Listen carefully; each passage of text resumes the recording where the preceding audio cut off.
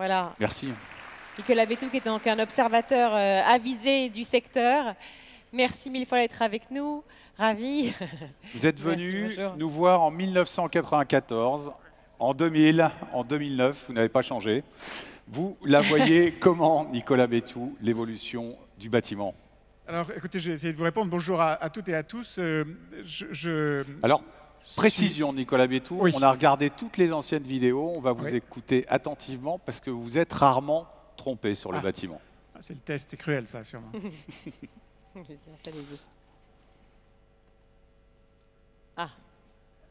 Allez-y. Alors attendez, pardon. On va vous écouter. Non, on a un problème de... Peut-être juste, alors excusez-moi, je vous ai fait venir ici, mais peut-être plus de Non, temps. vous voulez pas que je sois là? Non, non, en fait, pardon, mais pour des raisons d'image. Voilà, regardez, je se balade vous sur le accompagne. plateau. Ouais, il est grand. Voilà, est-ce qu'on a le film qui se lance? Dites... Ah, mais il n'y a pas de film du tout. Bah, là, bah, voilà. Non, Il n'y a pas de film. Bon, Eh ben, ben, eh ben, nous sommes ravis de vous avoir. je vais essayer de vous, en remplacer chair en os. l'image animée en vous parlant de choses réelles. Je vous dis, je suis vraiment ravi d'être là. Je sais d'expérience, quand je parle à une salle comme ça, que un certain nombre de gens se disent ah, voilà, encore un journaliste. Ces journalistes qui ne connaissent pas toujours le sujet dont ils parlent. Ben, moi, je vais vous parler d'un sujet que je connais pas mal, le bâtiment. Alors, pourquoi est-ce que je connais pas trop mal le bâtiment? Parce que je dois faire en effet partie d'une toute petite minorité de Français qui ont construit leur maison, leur résidence principale, puis qui l'ont démolie, puis qui l'ont reconstruite. Et pendant que je la reconstruisais, j'avais rénové une autre maison où il fallait bien que je vive pendant le temps qu'a duré la reconstruction. Le tout à 25 ans de distance, une grande maison au début avec les enfants, et puis la famille se modifie, les enfants s'en vont. Souvent, dans ces cas-là, on déménage. Non, moi j'ai préféré, parce que j'aimais bien le coin où j'habite, démolir ma maison et reconstruire. Et pourquoi est-ce que je vous raconte ça? Je suis sûr que vous vous moquez pas mal de ma vie privée, mais je vous raconte ça parce que j'ai pu mesurer en 25 ans tout ce qui avait changé dans le secteur. J'ai vu de mes yeux j'ai absolument mesuré clairement à quel point votre métier et les produits que vous utilisez, les produits que vous construisez, ce que vous fabriquez, ce que vous faites, ce que vous êtes, je me suis rendu compte à quel point ça avait changé. J'ai mesuré combien les techniques de construction avaient été bouleversées. J'ai mesuré à quel point les matériaux, bien sûr, ont évolué en permettant j'allais dire des audaces architecturales qui étaient impensables avant. J'ai vu à quel point la qualité des matériaux a progressé et combien cette qualité croissante s'est doublée de progrès assez fantastiques dans les performances. On en a beaucoup parlé encore cet après-midi. Je pense à l'énergie, je pense à l'isolation, je pense à tout ce qui est les fluides. Enfin, tout ça est impressionnant. Et j'ai vu à quel point cette qualité croissante, donc, s'est doublée d'une incroyable diversité. Je suis fasciné par l'augmentation du choix qu'on a désormais par rapport à ce que c'était il y a encore une fois 25 ans. J'ai vu qu'on pouvait construire plus vite, mieux, coordonner les corps de métier, mieux gérer les budgets, parfois en les dépassant. Bon, enfin bon, ça c'est traditionnel. Et puis j'ai vu que tous les métiers du bâtiment ont bougé. Et je me dis aujourd'hui que dans les années qui viennent, ce mouvement n'a aucune raison de s'arrêter et que ce que vous faites, c'est-à-dire dessiner le cadre de vie des gens, ce que vous faites ne cessera d'évoluer. Et bien entendu, il évoluera de plus en plus vite. Alors, certainement, il y a des mais à toutes ces bonnes nouvelles. Et mon expérience, ma petite expérience, m'en a fait toucher du doigt très précisément au moins deux. Bon, qu'est-ce que j'ai vu? D'abord que lorsque j'ai commencé à démolir puis reconstruire ma maison, lorsque le travail de conception a été terminé et que le marché a été soumis à différentes entreprises, moi, maître d'ouvrage, j'ai eu à faire un choix très difficile.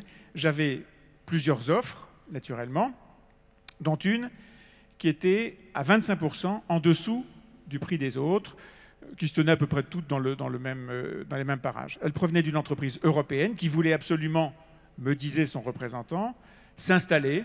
Il voulait prendre pied sur le marché français, et donc je pouvais très bien comprendre que, voulant prendre pied sur le marché français, il allait casser les prix et essayer de forcer un petit peu la porte. Je n'ai pas choisi cette entreprise. Petit truc ça s'appelle le manque de confiance.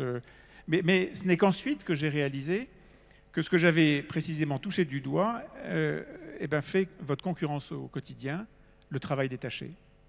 Et je comprends très bien combien ça doit être épuisant de lutter contre ça, combien c'est dangereux pour vous d'avoir en permanence à vos basques, si j'ose dire, des gens qui viennent sur le marché et qui n'ont pas forcément les mêmes règles que vous. C'est le cas pour quelque temps encore, si je comprends bien. La France est en train d'essayer de faire beaucoup pour que ce problème commence à se résoudre. Deuxième mais dans tout ce que j'ai mesuré comme évolution en un quart de siècle, deuxième évolution négative, évidemment l'explosion des normes. Absolument incroyable, cette explosion des normes. C'était presque tous les jours qu'on se heurtait à une norme nouvelle ou une interprétation nouvelle d'une norme ancienne. Alors bien sûr, je le disais, pour quelqu'un d'extérieur à votre métier, cette explosion des normes, elle a apporté beaucoup de choses très intéressante. Elle a poussé à la qualité, elle a poussé à l'innovation. Et si on est frappé par les progrès que vous avez faits, vous ne vous en rendez peut-être pas compte en permanence. Moi, je suis un peu comme, vous savez, dans une famille, vous voyez tous les jours vos proches. Bon, vous ne voyez pas à quel point ils changent. Et si on les voit de loin en loin, comme je vois de loin en loin ce qu'a été votre métier, alors on se rend compte des progrès absolument spectaculaires qui sont les vôtres. Il faut reconnaître que ces progrès ont été spectaculaires. Ils sont dus en partie aux normes. Les normes sont trop importantes. Le ministre, le secrétaire d'État l'ont dit il y a un instant. C'est sûr que c'est un poids considérable dans la gestion quotidienne de votre métier. Pour le reste, pesanteur, paperasserie, tout ça doit sûrement pouvoir évoluer. Voilà. Alors, et vous, est-ce que vous voyez comme je le vois ce qui a changé depuis 25 ans et est-ce que vous avez la conscience que ce qui a changé depuis quelques décennies va changer de plus en plus vite. Encore une fois, j'insiste, de plus en plus vite. Alors, on a parlé beaucoup du numérique, on a parlé beaucoup de toutes ces technologies nouvelles, le BIM, etc. Vous êtes déjà en relation avec vos clients, vos fournisseurs, les maîtres d'ouvrage, les architectes, vous travaillez en réseau, vous travaillez dans votre écosystème, mais ce n'est encore rien. Ce n'est rien par rapport à ce qui va se produire. La transformation numérique, elle est encore à venir. Et encore une fois, tout ce que j'ai vu va être beaucoup plus bouleversé et changé que ce que j'ai pu constater. Parce que à cette transformation qu'on décrit là, qui est une transformation technique, une transformation matérielle, va s'ajouter une transformation des usages. Aujourd'hui, on conçoit le logement à peu près comme on construisait il y a 25 ans. On ne construit pas de la même manière, mais on conçoit le logement à peu près de la même manière. Hein. Un séjour, une cuisine, des chambres à coucher, etc. Bon, ça n'a pas changé. Et déjà, ça change dans l'univers du bureau. Déjà, les espaces sont différents. Déjà, la manière de vivre dans un bureau est différente. Et ce qui est vrai pour le bureau, parce que c'est des endroits qui sont plus... plus plastiques et dans lesquels les usages peuvent aller plus vite, tout ça va devenir la même chose dans le logement. Les usages, retenez ce mot, je pense qu'il est absolument essentiel dans la projection que vous pouvez faire de votre avenir. Les usages vont changer. Vous pensez par exemple, vous, parce que vous êtes membre de la Fédération française du bâtiment, vous pensez que vous êtes des industriels? Pas tout à fait. Parce que l'industrie et les services aujourd'hui, de plus en plus, ça ne fait qu'un. Lorsque vous achetez une automobile, aujourd'hui vous achetez un objet, et puis vous commencez à acheter un usage. Peut-être pas en vous en rendant compte, mais vous commencez à acheter un usage. Et de plus en plus, vous allez acheter un usage. Et très vite, dans l'industrie automobile, vous achèterez plus un usage qu'une automobile, et peut-être d'ailleurs que vous n'achèterez plus du tout d'automobile, et que vous n'utiliserez plus que des automobiles qui appartiennent à l'un ou à l'autre, et peu importe, vous aurez l'usage. Ce sera la même chose dans le bâtiment, pas aussi vite. Hein, on a le temps devant nous, mais ayez ça en tête. Les usages vont transformer votre métier. Pas pour tous, mais vous voyez bien qu'il n'y a aucune raison pour que ce qui arrive à l'automobile, à la banque, à l'assurance, aux médias, n'arrive pas à vous. La manière de vivre va changer.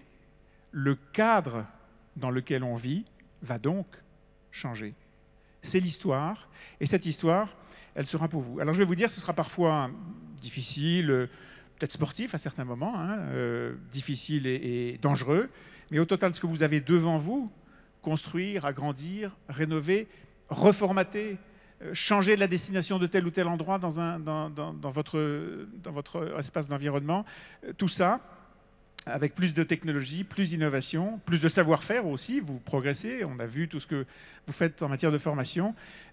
Tout ce que vous avez devant vous est, je crois, absolument formidable.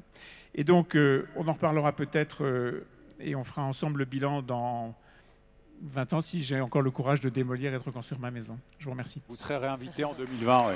Continuez à construire. Merci Nicolas Béthou.